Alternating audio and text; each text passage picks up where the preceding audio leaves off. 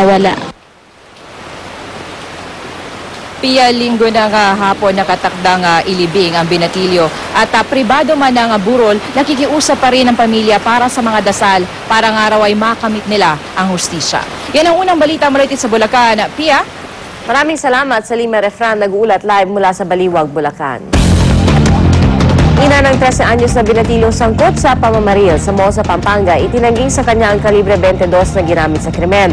Sa investigasyon ng pulisya, lumalabas na siya ang may-ari ng baril na dala-dala umano ng kanyang anak nang makipagkita ito sa 16 anyos na binatilyo na namatay rin sa insidente. Ayon naman sa lola ng 13 anyos na binatilyo, mabait ang kanyang apo at hindi raw ito humahawak ng baril. Bukas na inilibing ang binatilyo. Na-donate na po ang dalawang kidney ng 13 anyos na biktima ng mall shooting sa dalawang recipient.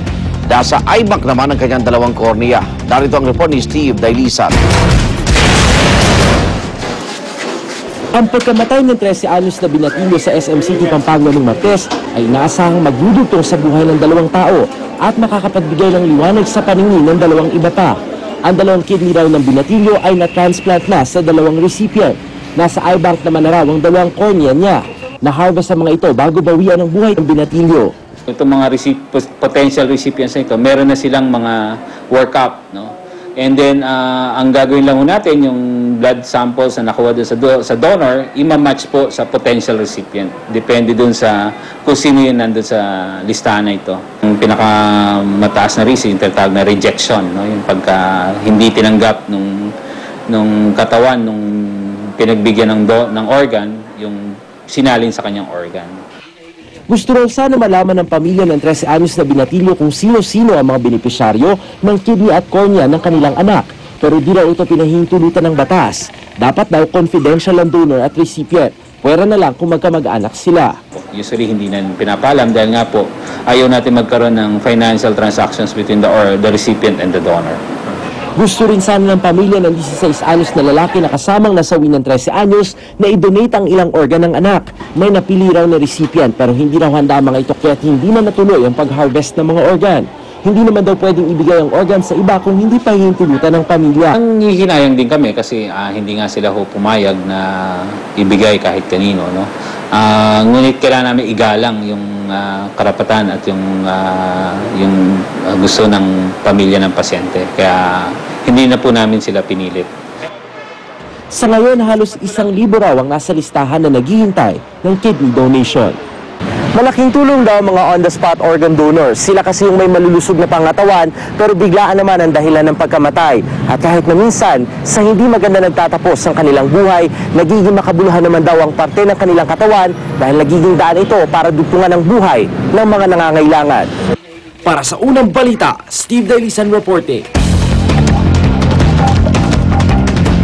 Ang malalimang pagbusisi sa benepisyo ng organ donation, abangan mamaya sa Talakian Widigan. Pinuna naman ng isang forensic expert ang umano'y maling paghawak ng mga pulis sa mga ebidensya na nakalap sa pamamaril sa SM Pampanga. Pero git ng Chief of Police ng Mexico, Pampanga, sinunod daw nila ang tamang proseso. Narito ang report ni Chino Gaston. Kahit ang CCTV ng SM Pampanga, hindi raw nakuna ng mismong insidente ng pamamaril sa loob ng mall na ikinamatay ng 2 menor de edad. Kaya naman animoy piping saksi ngayon ang kalibre 22 na ito na ginamit sa pamamaril.